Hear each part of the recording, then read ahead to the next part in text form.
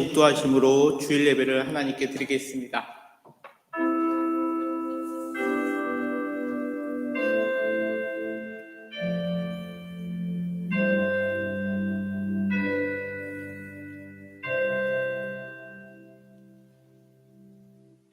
너희 권능 있는 자들아, 영광과 능력을 여호와께 돌리고 돌릴지어다.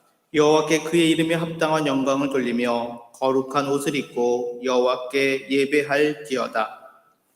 영광과 예배를 받으시기에 합당하신 우리들의 아버지 하나님, 복된 주일 아침 우리의 힘과 지혜를 모아 영광과 능력이 되신 하나님께 예배드릴 수 있도록 우리 모두를 인도하여 주심에 감사를 드립니다.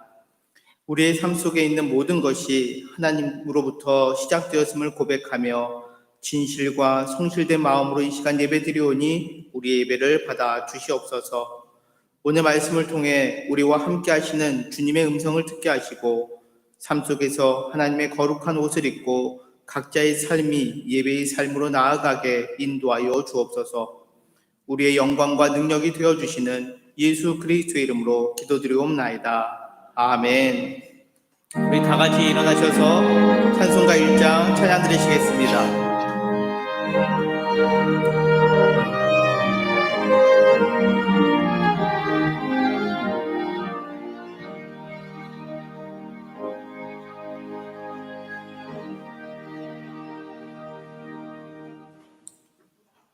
찬송가 1장 찬양 드리시겠습니다.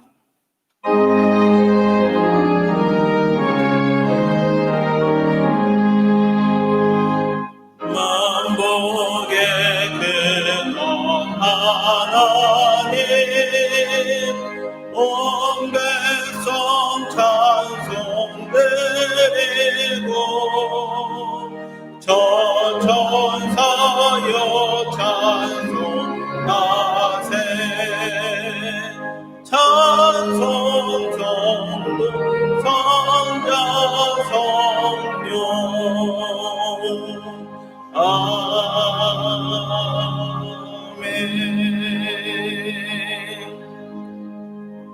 사도신경으로 우리의 신앙을 고백합니다. 나는 전능하신 아버지 하나님 천지의 창조주를 믿습니다.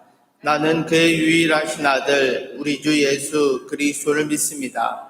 그는 성령으로 잉태되어 동정녀 마리아에게서 나시고 본디오 빌라도에게 고난을 받아 십자가에 못 박혀 죽으시고 장사된 지 사흘 만에 죽은 자 가운데서 다시 살아나셨으며 하늘에 오르시어 전능하신 아버지 하나님 우편에 앉아 계시다가 거기로부터 살아있는 자와 죽은 자를 심판하러 오십니다. 나는 성령을 믿으며 거룩한 공교회와 성도의 교제와 죄를 용서받는 것과 몸의 부활과 영생을 믿습니다. 아멘. 다 같이 자리에 앉으셔서 교동문 51번, 시편 118편 함께 교독하시겠습니다.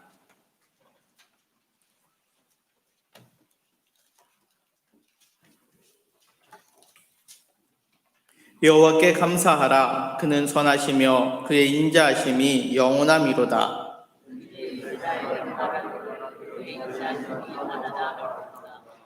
이제 아론의 집은 말하기를 그의 인자하심이 영원하다 할지로다.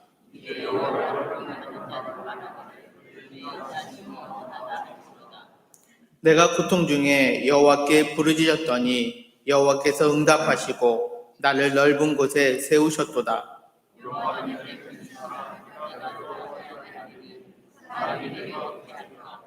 여호와께서 내 편이 되사 나를 돕는 자들 중에 계시니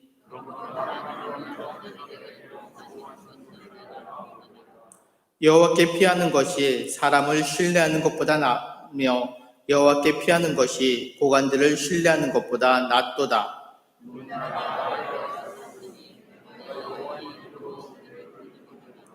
너는 나를 밀쳐 넘어뜨리려 하였으나 여호와께서는 나를 도우셨도다.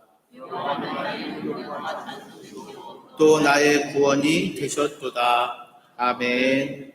이 시간 이권호 장로님께서 대표기도해 주시겠습니다.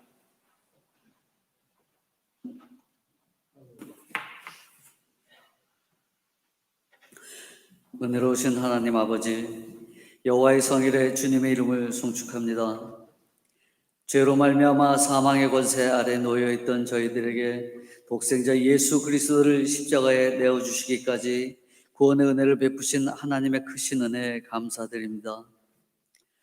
주님의 뜻을 따르지 않고 주님의 품을 떠나려고 했으며 세상의 불의와 타협하며 나 자신의 죄를 합리화하는 나약한 신앙을 가지고 살아왔음을 고백하오니 용서해 주시기를 기도드립니다.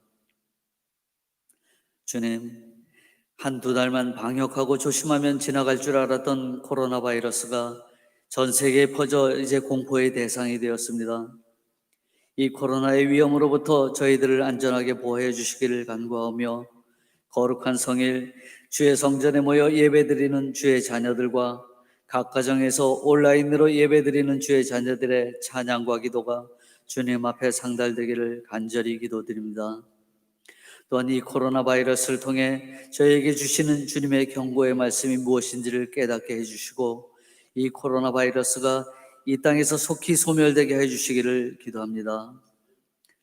이 민족을 사랑하시는 주님, 우리나라의 역사에는 나라의 독립과 한국전쟁 등 피 흘리는 사건이 있었습니다. 그 피 흘림의 역사를 통해서 이 민족을 구원하시고 보호하셨던 하나님의 은혜를 감사드리며 호국의 달을 맞이하여 결례를 위하여 자신의 목숨을 버려야 했던 호국 영령들과 유가족들을 위로해 주옵시고 저희들의 간절한 기도가 나라를 위한 일이 되게 하시고 저희들의 믿음의 성장이 나라를 사랑하는 것으로 드러나기를 기도합니다. 연로하신 원로 목사님과 사모님을 늘 건강하도록 지켜주시옵고 그 여생과 기도의 삶이 주님의 풍성한 은혜 가운데 거하도록 인도해 주시기를 기도합니다. 단위에서 말씀을 선포하시는 장병일 목사님께 성령의 능력을 더해 주시옵고 선포되는 주님의 말씀이 저희를 비추는 거울이 되어 저희들의 흐트러진 모습을 돌아보며 험한 세상에서 하나님의 말씀으로 승리하는 삶을 살 수 있도록 인도하여 주시옵소서. 교회를 세우시는 하나님 아버지, 성전에는 저희가 친히 담당하고 섬겨야 할 일들이 많이 있고 또한 기쁨으로 섬기는 재직들이 있음을 감사드립니다. 속히 찬양과 예배가 회복되어 귀한 지체들이 거룩한 몸의 지체로서 교회의 일꾼이 되어 기쁨으로 섬기는 은혜를 주시옵기를 간절히 바라오며 이번 코로나 사태 동안 헌신하는 관현악대의 찬양을 기뻐 받아주시옵고 이 모든 말씀 예수님의 이름으로 기도합니다. 아멘.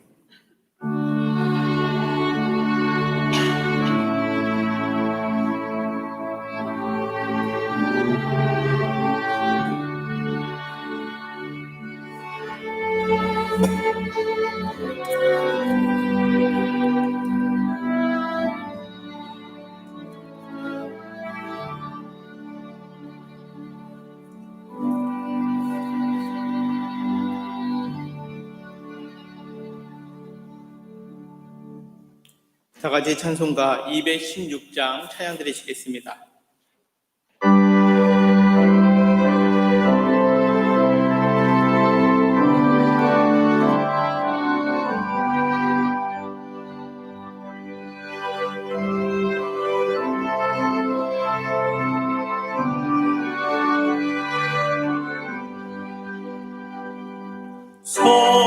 성자의 귀함으로 날 위하여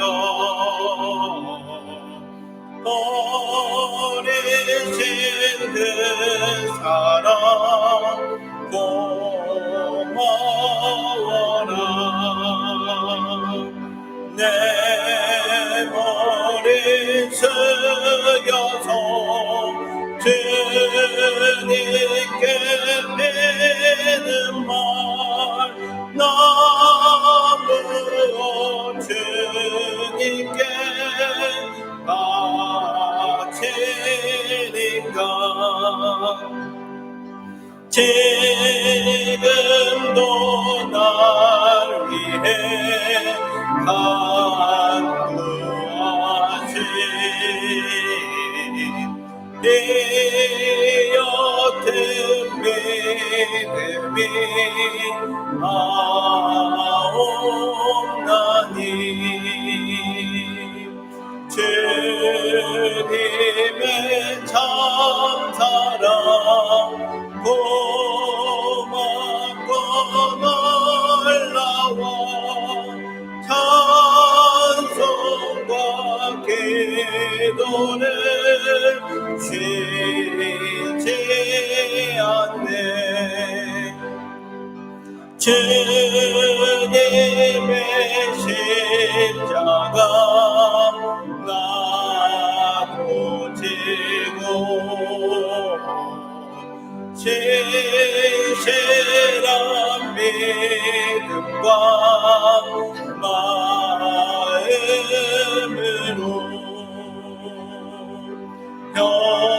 형제의 사랑과 친절한 위로를 내게 나 베풀게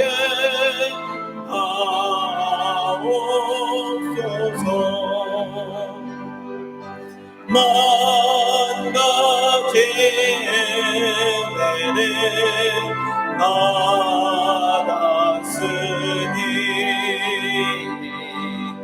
내 평생 슬프나 즐거우나 이 몸을 온전히 주님께 바쳐서 주님만 위하여 늘 살겠네. 아멘.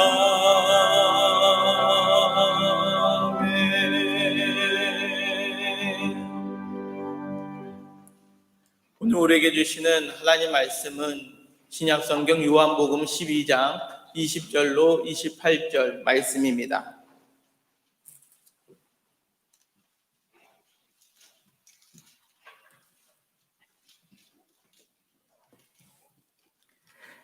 명절에 예배하러 올라온 사람 중에 헬라인 몇이 있는데 그들이 갈릴리 벳세다 사람 빌립에게 가서 청하여 이르되 선생이여 우리가 예수를 배우고자 하나이다 하니 빌립이 안드레에게 가서 말하고 안드레와 빌립이 예수께 가서 여쭈니 예수께서 대답하여 이르시되 인자가 영광을 얻을 때가 왔도다. 내가 진실로 진실로 너에게 이르노니 한 알의 밀이 땅에 떨어져 죽지 아니하면 그 한 알 그대로 있고 죽으면 많은 열매를 맺느니라. 자기의 생명을 사랑하는 자는 잃어버릴 것이요 이 세상에서 자기의 생명을 미워하는 자는 영생하도록 보존하리라. 사람이 나를 섬기려면 나를 따르라.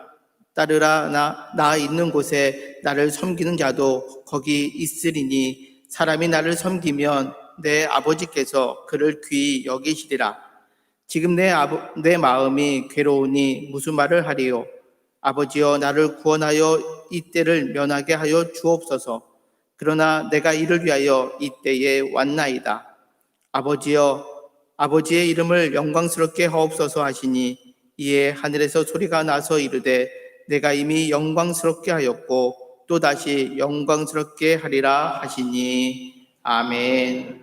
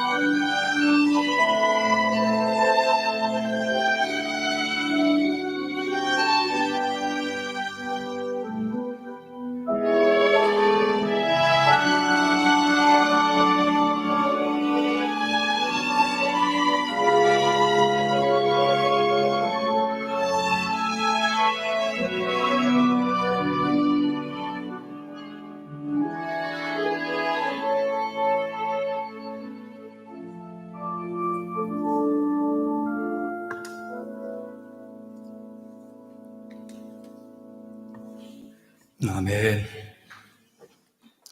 2009년 5월 27일 미국 오바마 전 대통령은 소나 소토마이어 연방 판사를 미국의 연방 대법관으로 지명을 했습니다.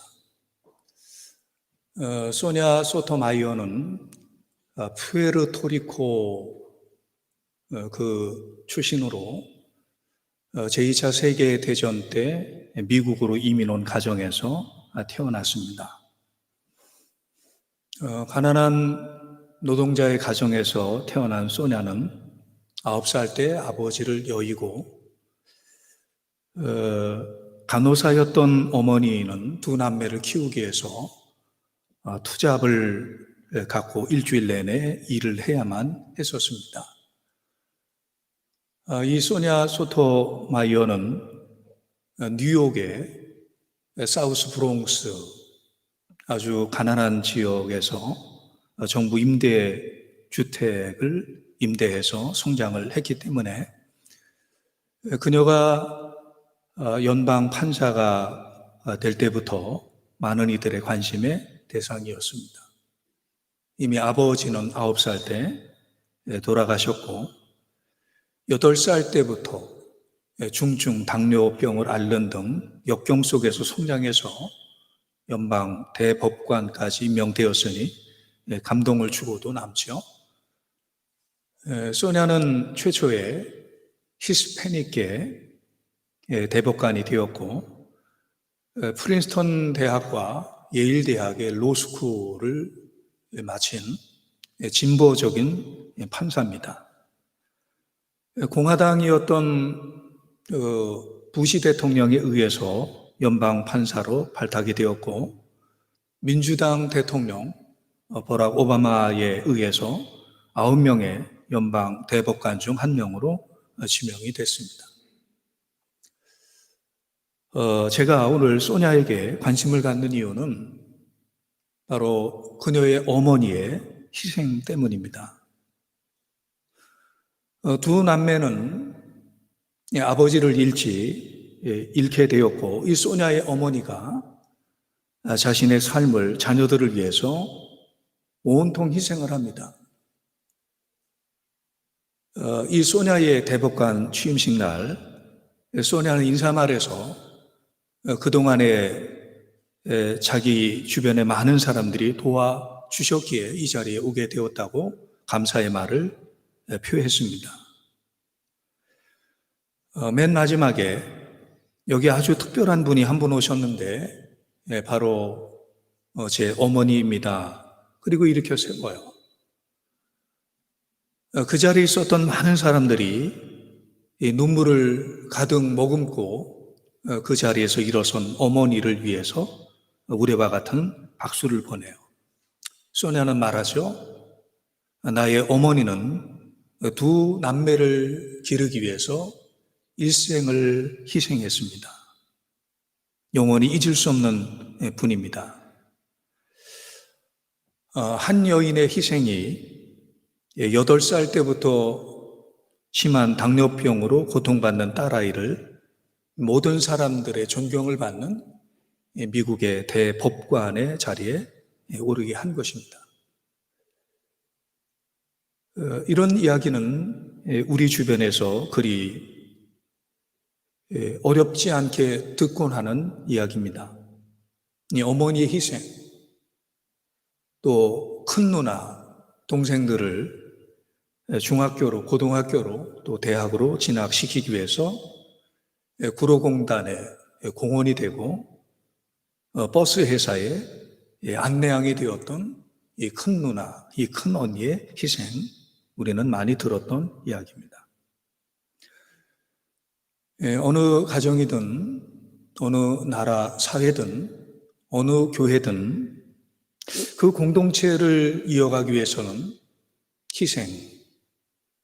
이 희생하고 헌신한 사람이 있었기 때문에 보존되고 발전해 올 수 있었습니다. 만일 그런 사람들이 없었다면 그 공동체는 존재할 수 없습니다.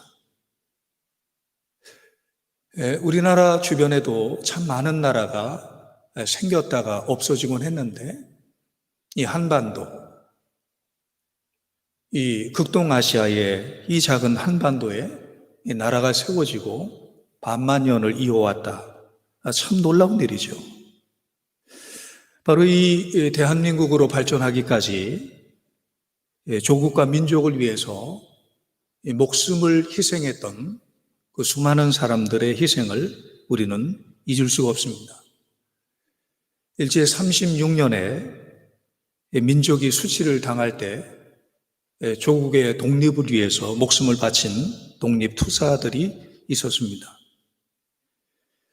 6.25 전쟁 중에도 나라를 지키기 위해서 목숨을 바친 그런 그 많은 장병들, 젊은이들, 그들의 희생이 있었기 때문에 이 땅의 자유를 지킬 수 있었습니다.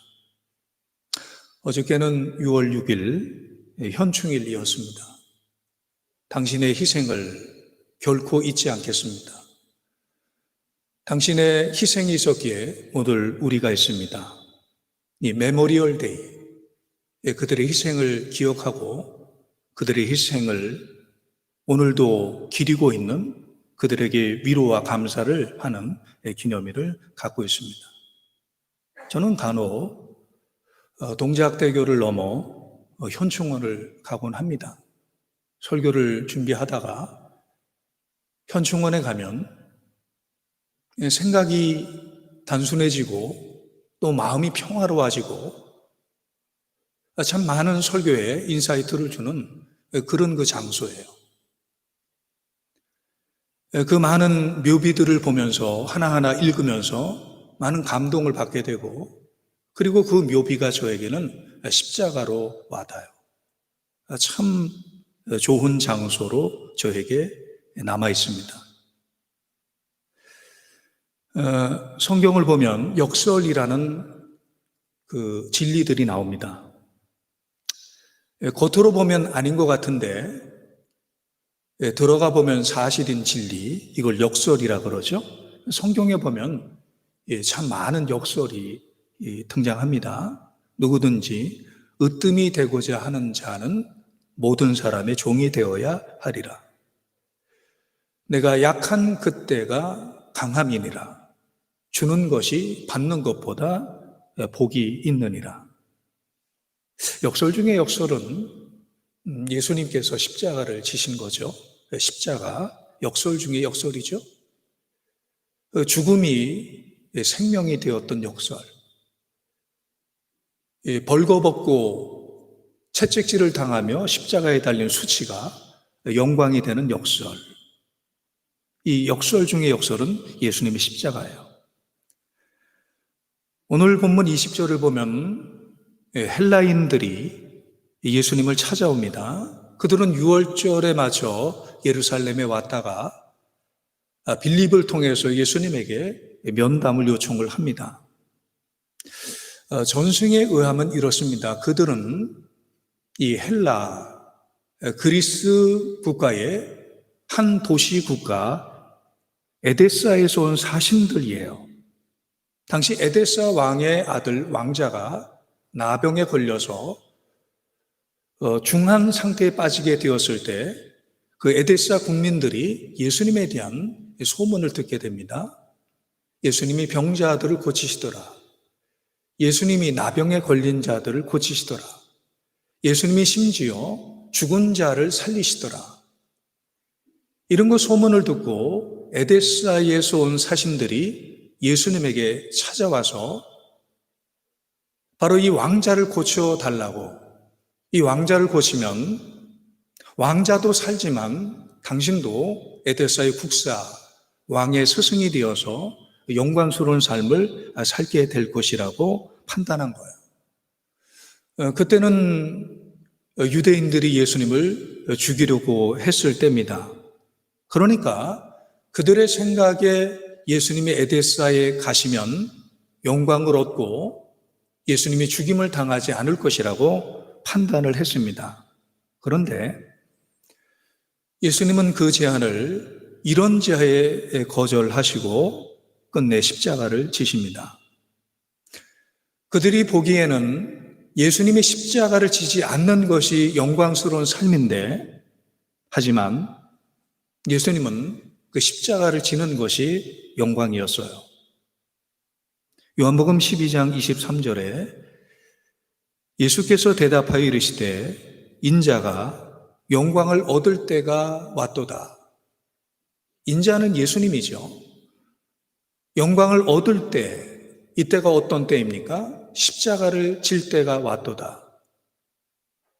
바로 십자가에 내 목숨을 희생할 때가 왔도다. 이렇게 말씀해요. 예수님은 세상의 영광, 세상의 부귀 영화를 갖는 것을 단호하게 거부하시고 십자가를 지세요. 오늘날 교인들이 오해하는 것 중에 하나가 하나님의 영광입니다. 예수님께서 인자가 하나님의 영광을 얻을 때가 왔노라 이렇게 선포할 때 그 영광은 바로 십자가에 죽는 것이 예수님에게 영광이었어요. 우리는 그렇게 생각하지 않지 않습니까? 우리는 무엇을 영광이라고 생각합니까? 기업이 발전해서 하나님에게 영광을 돌리는 것, 입학시험에, 취직시험에 합격해서 하나님에게 영광을 돌리는 것, 내가 건강해서, 내가 성공해서 하나님에게 높은 자리에서 영광을 돌리는 것. 물론 높은 자리에서 성공해서 살아가는 것이 잘못된 것은 아니지만 그러한 성공의 자리에서만 하나님에게 영광을 돌린다라는 것은 이 신앙에서 이 본질과 맞지 않는다는 생각이 들어요. 예수님은 십자가 영광의 의미를 밀알의 비유로 설명하십니다. 요한복음 12장 24절에 내가 진실로 진실로 너에게 이르노니 한 알의 밀이 땅에 떨어져 죽지 아니하면 한 알 그대로 있고 죽으면 많은 열매를 맺느니라. 한 알의 밀알이 땅에 떨어져 죽지 아니하면 그 밀알 하나로 그대로 머물게 돼요. 그 밀알은 아무런 가치가 없게 돼요. 예전에 뉴스를 통해서 이집트의 한 묘를 발굴을 했는데 그 묘 안에 곡식 나달들이 있었어요. 근데 놀랍게도 수천 년이 지났음에도 불구하고 그 나달들이 썩지 않고 보존된 거예요. 참 놀라운 거죠. 하지만 고고학적으로 볼 때는 가치가 있을지 모르지만 곡식의 나달이라는 의미에서 볼 때 이것은 의미가 없는 거예요. 만일 수천 년 전에 그 곡식의 나달이 땅에 부러져 썩어져 싹이 나고 곡식에 또 다른 열매를 맺게 되었다라면 얼마나 많은 열매를 맺었겠습니까? 남아있는 게 이익이 아니라 오히려 엄청난 손실이죠. 예수님은 자신이 썩어져 가는 밀알과 같은 존재가 되기 위해서 오셨음을 증거하십니다. 죄 없으신 예수님께서 온 인류를 생명을 주시고 구원을 주시고 천국을 주시기 위해서 피 흘려 십자가에 돌아가심으로 하나의 밀알이 되어 그들에게 생명을 주실 것임을 말씀하셨습니다. 그리고 2000년 동안 앞으로도 이 구원의 역사가 이루어지고 있습니다. 이런 사실을 로마서 5장 19절은 이렇게 말씀을 합니다. 한 사람, 아담이죠. 한 사람이 순종하지 아니하므로 많은 사람이 죄인 된 것 같이 한 사람, 예수님이죠. 예수님이 순종하심으로 많은 사람이 의인이 되리라. 예수님의 십자가의 죽음은 결코 쉬운 일이 아니었습니다. 그 십자가의 죽음을 앞두시고 예수님께서 그 고뇌를 이렇게 토로하세요. 요한복음 12장 27절 28절에 지금 내 마음이 괴로우니 무슨 말을 하리요? 아버지여 나를 구원하여 이 때를 면하게 하여 주옵소서. 그러나 내가 이를 위하여 이 때에 왔나이다. 아버지여 아버지의 이름을 영광스럽게 하옵소서 하시니 이에 하늘에서 소리가 나서 이르되 내가 이미 영광스럽게 하였고 또 다시 영광스럽게 하리라 하시니, 예수님은 하나님의 아들로서 신성을 가지고 계셨지만 또한 육으로 태어난 인성을 가지고 계세요. 그 예수님에게 십자가를 진다라는 것은 심적으로 말할 수 없는 고통이었어요. 하지만 하늘의 아버지께서 이 뜻을 가지고 십자가를 지기를 원하시니 이 바로 십자가의 미랄이 되어서 희생하시겠다라는 예수님의 결단을 보이는 모습이에요. 그러자 하늘에서 하나님 아버지의 음성이 들려옵니다. 이에 하늘에서 소리가 나서 이르되 내가 이미 영광스럽게 하였고 또다시 영광스럽게 하리라. 참 놀라운 일이죠. 예수님은 이런 사실을 너무나 잘 알고 계셨어요. 십자가에 죽는 것이 종점이 아니라 십자가의 죽음의 희생을 통해서 부활하게 되고 승천하게 되고 재림하게 될 그런 것들이 보이게 돼요. 십자가 자체는 고통이지만 그 십자가의 희생을 통해서 많은 사람이 구원받고 생명을 얻게 되는 이런 것들을 보게 되는 것이고, 바로 이 예수님의 희생과 미랄 대신 예수님의 십자가로 저와 여러분이 구원을 받은 것 아니겠습니까? 십자가 은혜로 구원받은 우리는 어떻게 살아야 될까요? 예수님이 설명하십니다. 오늘 본문 26절에 이렇게 설명하십니다. 사람이 나를 섬기려면 나를 따르라. 사람이 나를 섬기려면 나를 따르라. 나 있는 곳에 나를 섬기는 자도 거기 있으리니 사람이 나를 섬기면 내 아버지께서 그를 귀히 여기시리라. 기억하십시오. 십자가가 없이는 축복이 없어요. 십자가가 없이는 영광이 없어요. No cross, no crown. 바로 스폴전 목사님이 하신 유명한 말씀이에요. 십자가가 없이는 영광이, 십자가가 없이는 축복이 없어요. 지금부터 한 100여 년 전에 미국의 한 젊은 선교사 부부가 조선 땅에 파송을 받아오게 됩니다. 프랑크 윌리엄스 선교사님, 이 젊은 선교사님 부부가 충남 공주를 기반으로 해서 선교를 하게 돼요. 첫 아들을 낳았는데 그 아들의 이름을 당시 조선의 광복을 비는 마음으로 우광복이라고 이름을 지어요. 그리고 두 번째로 딸을 낳게 되는데 올리브라고 이름을 지어요. 이듬해 선교사님이 논산 지역의 부흥회를 인도하러 가셨다가 오시면서 비가 내리기 때문에 상여를 아시죠?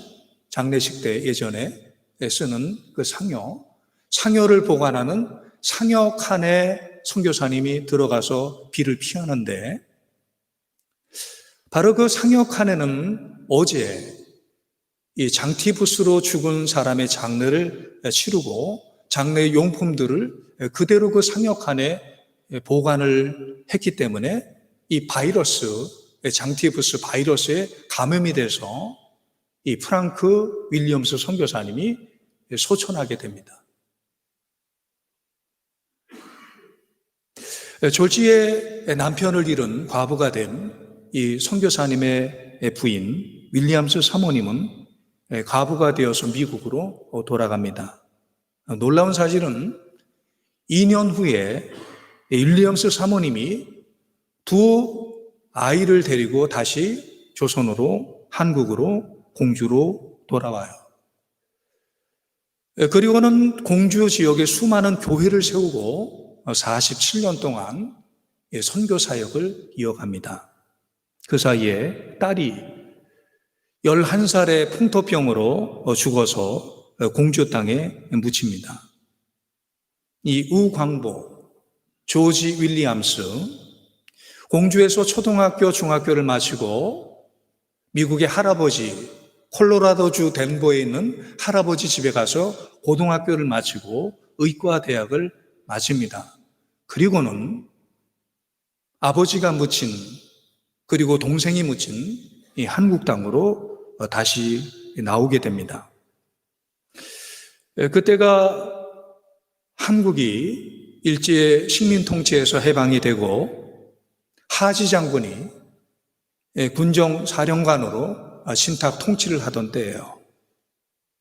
그때 영어와 한국말에 능통한 사람을 찾고 있었는데 바로 우광복, 조지 윌리엄스가 적격이었습니다. 우광복이 이 하지 장군의 참모가 되어서 한국의 정부 수립에 도움을 줍니다. 이건 이 선교 비사에 나오는 내용이에요. 하지 장군이 우광복에게 자네가 이 한국의 실정을 잘 알고 있으니까 인재 50명을 추천해 달라고 요청을 합니다. 그래서 우광복은 어머니 윌리엄스 사모님과 의논을 해서 50명의 인재를 추천을 합니다. 놀라운 사실은 그들 대부분이 기독교인들이었습니다. 그래서 한국 정부 수립에 요소요소의 기독교인들이 들어가서 나라를 세웁니다. 문교부 장관 기독교인이 임명되어서 미신 타파를 시작을 해요. 국방부 장관 기독교인이 임명이 되어 군대 내 군목 제도를 마련해요. 재헌국회 국회의원 대부분이 기독교인들이었습니다. 재헌국회 속기로 첫 장을 열어보면 기도로 국회를 개원한 것을 알 수가 있습니다. 1948년 5월 30일 이승만 의장은 이렇게 이야기를 하면서 국회를 시작합니다. 대한민국 독립민주국 제1차 회의를 여기서 열게 된 것을 우리가 하나님에게 감사해야 할 것입니다. 먼저 우리가 다 성심으로 일어서서 하나님에게 감사를 드릴 터인데 이 윤영 의원 나오셔서 하나님에게 기도를 올려주시기를 바랍니다. 성도 여러분, 이때 대한민국의 기독교인들은 채 5%가 되지 않았어요. 어떻게 이런 일이 가능합니까? 우광복에게 누가 인재를 추천했습니까? 바로 윌리엄스 사모님. 남편을 이 땅에 한 알의 밀알이 되도록 묻으셨던, 그리고 딸 아이를 이 땅에 한 알의 밀알이 되도록 묻으셨던 그 윌리엄스 사모님, 그분의 희생이 있었어요. 이 우광복의 선교 기사를 읽으면서 그리고 양화진 외국인 선교사 무덤의 묘비들을 읽으면서 하늘에 밀알이 죽어서 움이 트고 줄기가 나고 꽃이 피고 열매를 맺게 하시는 하나님의 능력, 하나님의 경륜을 보게 돼요. 진정한 기쁨, 참 기쁨은 무엇인가 생각을 해봅니다. 희생, 헌신을 말할 때 그 희생과 헌신이 무조건 어둡고 무조건 힘들고 무조건 아픔만을 생각하진 않아요. 왜냐하면 주님은 한 알의 밀알이 썩어져 죽는 것을 통해서 새로운 생명을 보셔요. 요한복음 12장 25절, 26절을 보니까 자기의 생명을 사랑하는 자는 잃어버릴 것이요 이 세상에서 자기의 생명을 미워하는 자는 영생하도록 보존하리라. 사람이 나를 섬기려면 나를 따르라. 나 있는 곳에 나를 섬기는 자도 거기 있으리니 사람이 나를 섬기면 내 아버지께서 그를 귀히 여기시리라. 예수님은 땅에 떨어져 죽는 씨앗을 통해서, 밀알을 통해서 생명을 보세요. 그래서 그 희생은 기쁨으로 연결이 돼요. 이 희생하는 자에게, 사명을 감당하는 자에게 주시는 이 생명의 기쁨이 있는 거예요. 이것이 주님 안에 거하는 자들이 겪게 되는 정말 참 기쁨 아니겠습니까? 어느 기독교 가정에 첫째 아이가, 딸아이가 태어났는데 장애자예요. 그 장애자로 태어난 아이는 평생을 장애의 그 짐을 지고 살아가야 되겠죠. 뿐만 아니라 그의 부모님 또한 평생 그들의 걱정거리고 그들의 기도의 제목들이겠죠. 그런데 뿐만 아니에요. 그런 누나를 둔 이 남동생 역시 동일한 어려움을 겪어야만 했어요. 동생은 유치원 때부터 늘 장애가 있는 누나를 돌봐야 했기 때문에 초등학교, 중학교, 그리고 고등학교를 같은 학교를 다녔습니다. 어쩌면 장애가 있는 이 누나가 가장 의지하고 가장 신뢰했던 대상은 엄마, 아빠라기보다 늘 옆에 있었던 이 남동생이었던 것 같습니다. 학교에서도 누나가 아프면 제일 먼저 이 동생을 찾아가서 말을 했고, 선생님이 바뀌고 학년이 바뀌면 동생이 선생님을 찾아가서 누나에 대해서 말을 하곤 했습니다. 시간이 좀 흘러 이 아이들이 초등학교 겨울방학 때 미국에 보내서 공립학교에서 잠깐 공부를 시켰습니다. 당시 미국에 살고 있던 애들 고모가 이 동생 운기가 1년만 미국에서 학교를 다니면 영어를 잘할 수 있게 될 것이라고 자신들에게 맡기라고 제안을 합니다. 하지만 이 유학 중인 고모 부부에게 장애가 있는 누나 예진이까지 맡기는 것은 무리가 있었고, 운기를 맡기면 혼자서는 학교를 다니기가 힘들었던 이 누나 때문에 운기는 포기를 하고 말아요. 지금도 가끔 동생 운기가 이런 말을 하곤 합니다. 그때 1년만 미국에 있었으면 내가 영어를 아주 잘했을 것이라고 말을 합니다. 하지만 그때 부모님이 믿는 것이 있어요. 운기야, 내가 누나 때문에 포기한, 내가 누나 때문에 희생한 그 1년을 하나님이 기쁘게 보시기 때문에 하나님께서 갚아주실 거야. 그리고 부모님은 믿는 것이 있습니다. 운기는 어느덧 자라 이제 신학생이 됐어요. 동생이 누나를 돌봤던, 때로는 가슴 아팠던 시간들 때문에 운기가 앞으로 목회를 하게 될 때 훨씬 더 깊은 하나님의 손길을 경험하게 될 것이라고 생각을 해요. 그래서 이 부모님은 깊은 기쁨, 이 참 기쁨, 영혼에서 우러나오는 이 참 기쁨을 이 부모님이 느끼는 거예요. 어쩌면 때로 자신이 져야 할 부담이 되는 이 십자가를 지지 않았다라면 경험할 수 없는 그 기쁨, 이 기쁨을 이 부모님은 누리는 거예요. 그래서 희생한다라는 것은 우리에게 참 기쁨을 주는 거예요. 무겁지만, 때로 고통스럽지만, 이 희생하지 않으면 가질 수 없는 그 기쁨을, 이 십자가를 지지 않으면 가질 수 없는 그 기쁨을 우리는 희생을 통해서 얻게 되는 거예요. 그 이준표 목사님이라고 그 별세 신학 아주 유명하신 목사님이 계세요. 이분은 지금은 고인이 되셨죠. 이분이 별세 신학을 갖게 된 그 배경이 되는 이야기가 있어요. 이준표 목사님은 한신교에서 그 오랫동안 목회를 하셨지만 그 이전에 시골 농촌에서 목회를 하셨는데 이곳저곳 농촌의 시골을 순례하시면서 전도를 하셨죠.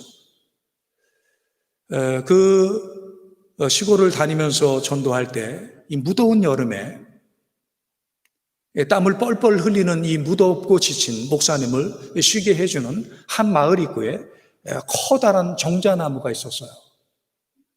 그래서 이 정자나무 그늘에 쉬면서 이 지친 목사님은 땀을 식히고 그리고 다시 쉼을 얻는 아주 고마운 정자나무가 한 그루 있었습니다. 그런데 어느 날 그 마을에 들어갈 때 그 정자나무가 베어져 없어진 거예요. 그 순간에 화가 났습니다.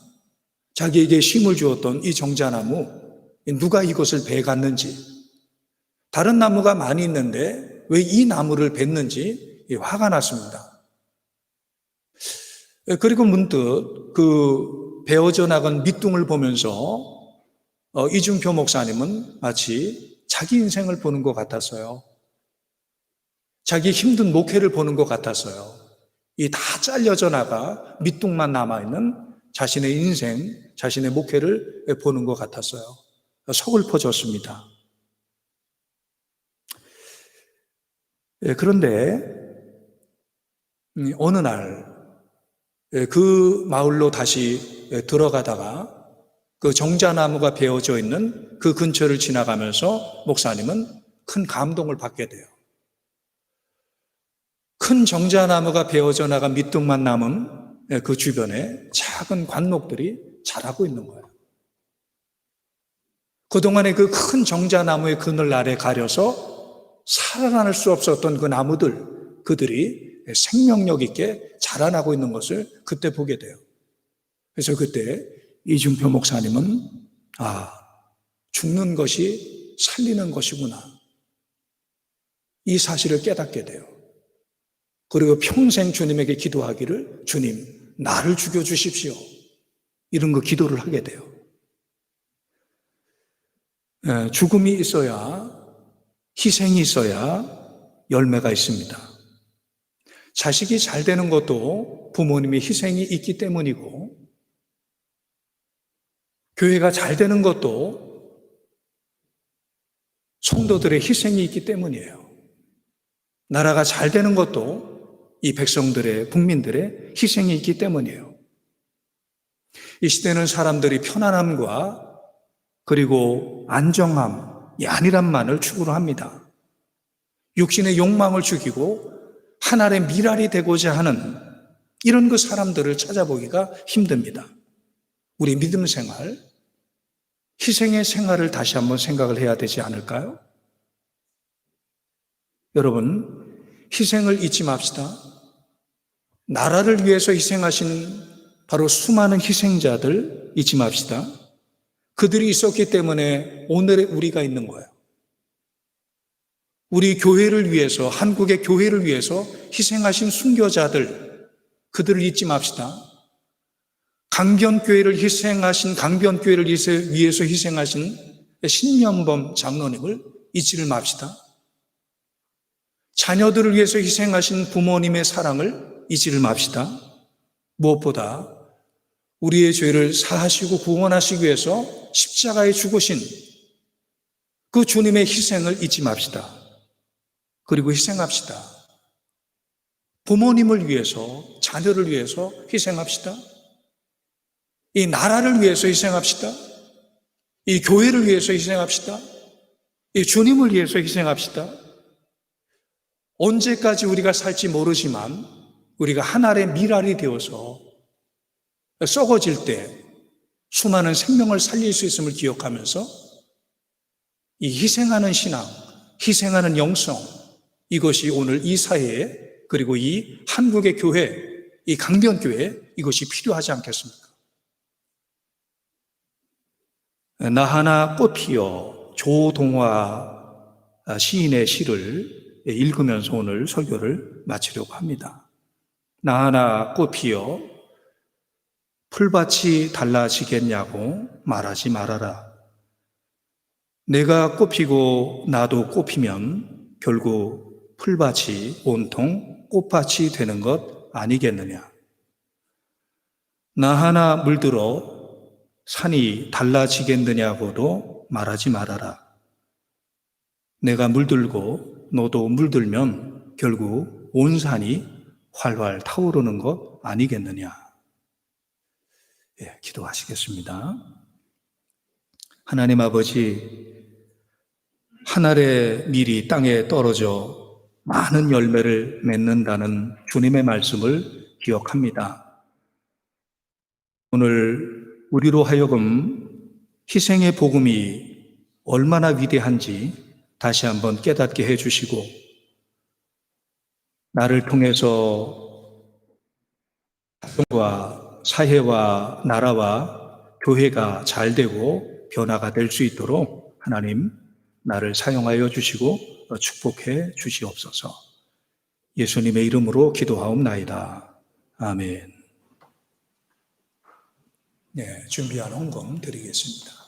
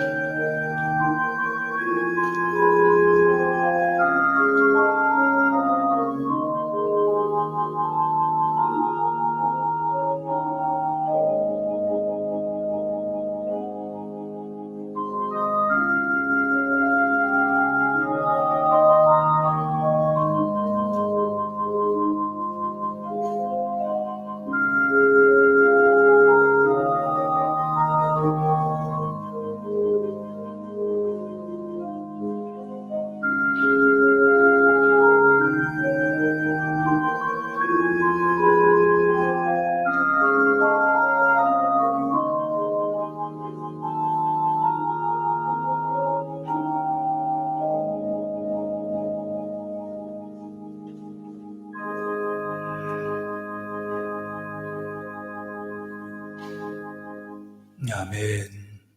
기도하겠습니다. 하나님, 오늘 우리가 드린 헌금이 선한 사업에 사용되게 하시고, 가난한 이웃을 돌아보고 주님 모르는 영혼을 구원하는 일에 사용되어지게 하시고, 좀도 슬지 않고 녹도 슬지 않고 도적도 들지 않는 천국에 쌓여지는 거룩한 헌금이 되게 하여 주옵소서. 사랑하는 성도들에게 하늘의 신령한 복과 믿음의 복을 주시고, 야베스와 같이 지경이 넓어지게 하시고, 요셉과 같이 형통하게 하시고, 주변에 선한 영향력을 행사하게 하시고, 주님의 얼굴을 성도들에게 비추어 주셔서 은혜와 평강을 허락하여 주옵소서.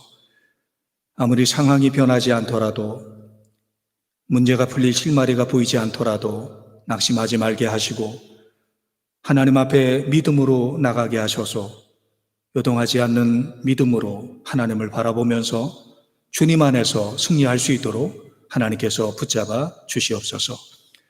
하나님, 아픈 사람들 고쳐주시기를 기도합니다. 마음이 아픈 사람, 몸이 아픈 사람, 우리 주님께서 그 고통으로부터 구원하여 주셔서 그 몸이 소생되게 하시고 그 영혼이 회복이 될 수 있도록 하나님께서 복을 내리워 주시옵소서. 사망의 골짜기를 지나 기쁨의 평온으로 인도하시는 그 주님을 철저하게 신뢰할 수 있도록 우리에게 믿음을 더하여 주시옵소서. 예수 그리스도 이름으로 간절히 기도하옵나이다. 아멘.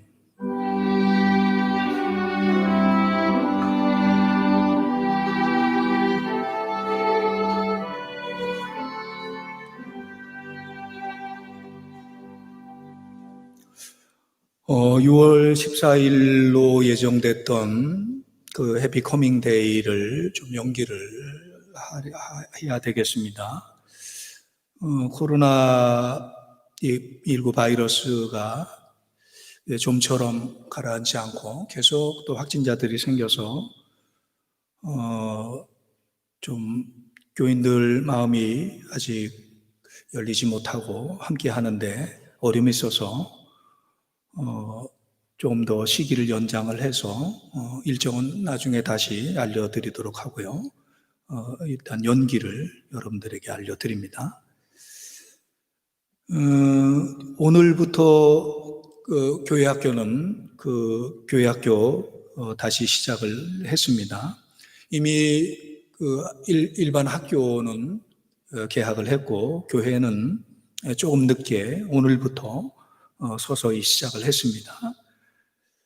온라인 부서별 예배를 병행을 하고요. 또 각 부서별로 철저하게 이 위생 또 아이들 건강 신경을 써서 이렇게 준비를 했습니다. 특별히 우리 교육부서에서 관심 좀 가져주시고 기도해 주시면 고맙겠습니다. 조성원 집사님 이번에 계십니다. 회복을 위해서 기도해 주시고요. 다음 주에 다시 한번 말씀을 드리겠지만 이번 여름에는 좀 성경을 읽는 그런 그 시간을 갖기 위해서 성경 읽기 운동을 펼치려고 그래요. 그래서 다음 주에 구체적으로 표도 나눠드리고 또 안을 여러분들에게 말씀을 드리겠습니다. 자, 이제 주보에 있는 공동기도문으로 함께 공동기도 하시겠습니다. 하늘에 계신 하나님 아버지, 주께서 우리를 은혜 가운데 지켜주심을 감사드립니다.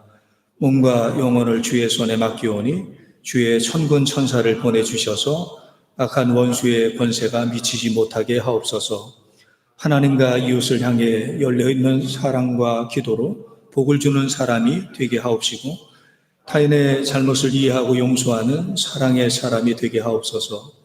말씀의 반석에 서는 교회가 되게 하시고 주님의 사랑을 전하며 선한 영향력을 드러내며 넓게 가지 펴는 교회가 되게 하옵소서.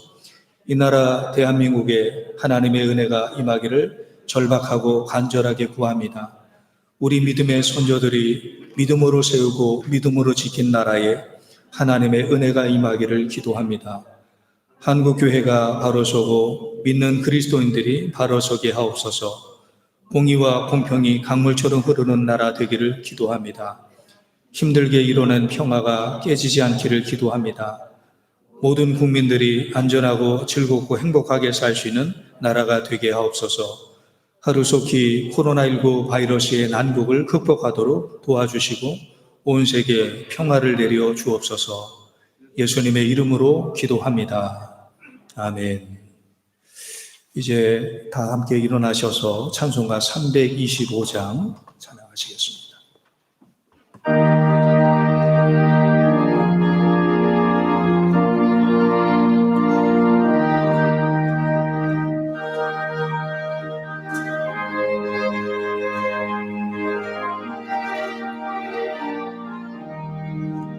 예수와 함께 계시는 시험이오나 모범들 기쁨의 근원 되시는 예수를 위해 주를 섬기며 언제나 주를 기리고 그 사랑 안에 살면서 딴 길로 가지 맙시다.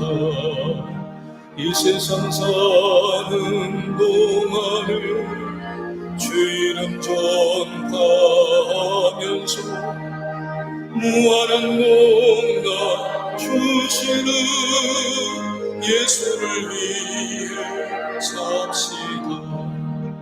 날마다 주를 섬기며 언제나 주를 기리고 그 사랑 안에 살면서 딴 길로 가지 맙시다. 이 세상 친구 없어도 예수는 나의 친구네. 그리한 이를 버리고 예수를 위해 삽시다.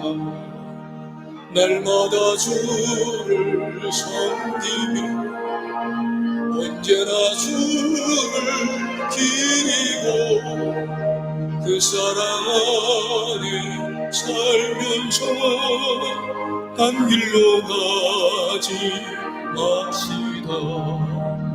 주께서 심판하실 때 잘했다 칭찬하리니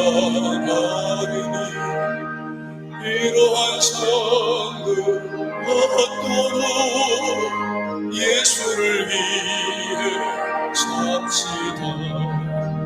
날마다 주를 섬기며 언제나 주를 기리고 그 사랑 안에 살면서 딴 길로 가지 맙시다.